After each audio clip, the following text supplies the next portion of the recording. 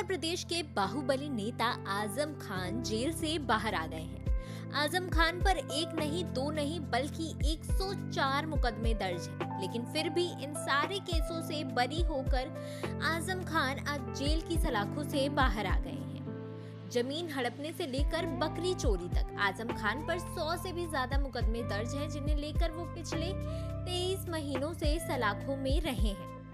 आजम खान पर जो 100 से भी ज्यादा आपराधिक मामले दर्ज हैं, उनमें से ज्यादातर मामले 2017 में उत्तर प्रदेश में भाजपा सरकार आने के बाद दर्ज किए गए हैं, जब उन्होंने मोहम्मद अली जौहर विश्वविद्यालय से जुड़े मामलों की जांच शुरू की थी। आजम खान को लगभग 72 मामलों में जमानत मिल चुकी है, बाकी सभी मामलों में उनकी जमानत बाकी है।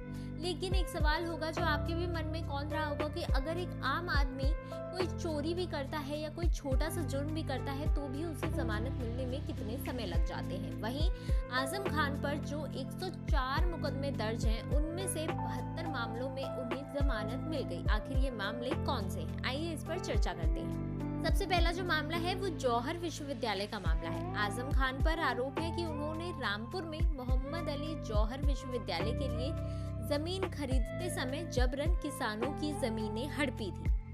वहीं एक और मामला है शत्रु संपत्ति का मामला। ये बहुत ही ज्यादा चर्चित मामला है। इस मामले को लेकर आजम खान पर यह आरोप है कि उन्होंने सरकारी शत्रु संपत्ति पर भी अवैध रूप से कब्जा किया। इस मामले में उन्हें और उनके परिवार को सजा भी हुई।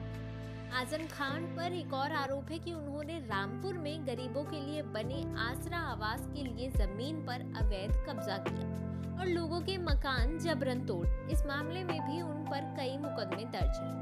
आजम खान, उनकी पत्नी डॉक्टर तंजीन फातिमा और बेटे अब्दुल्ला आजम पर दो अलग अलग जन्म प्रमाण पत्र बनवाने का भी आरोप है। उन पर आरोप है कि उन्होंने फर्जी जन्म प्रमाण पत्र का इस्तेमाल करके चुनाव लड़ा था। इस मामले में उन्हें दोषी ठहराया गया था और सजा भी हुई थी, जिसके कारण अब्दुल्ला आजम की विधानसभा सदस्यता भी रद्द हो गई।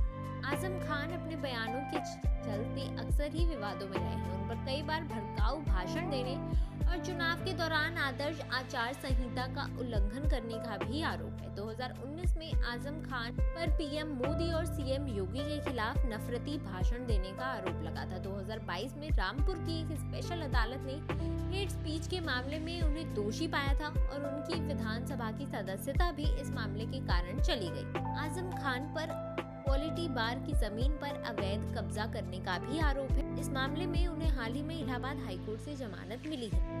सरकारी दस्तावेजों में हेराफेरी, लूटपाट और अन्य गंभीर धाराओं के तहत उन पर मुकदमे दर्ज हैं। एक बहुत ही अजीब मामला है जो उनके खिलाफ दर्ज है, वो है भैंस चोरी का। भैंस चोरी और गाय चोरी के मामले को लेकर भी आजम खान के खिलाफ मुकदमे दर्ज हैं।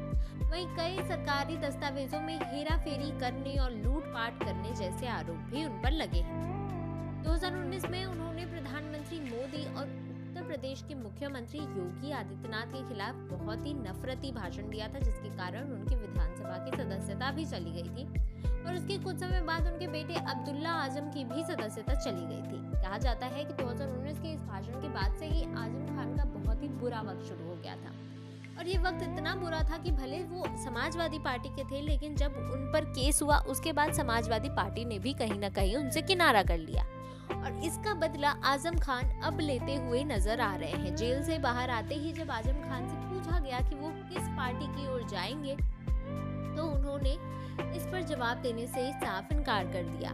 बातें तो ये चल रही हैं कि आजम खान बसपा में जा सकते हैं, तो इसे लेकर जब आजम खान से पूछा गया तो उन्होंने बिल्कुल भी मना नहीं किया कि वो बसपा में नहीं जाएंगे। तो इससे ये तो साफ है कि समाजवादी पार्टी और आजम खान के रिश्ते अब पहले जैसे नहीं रहे हैं।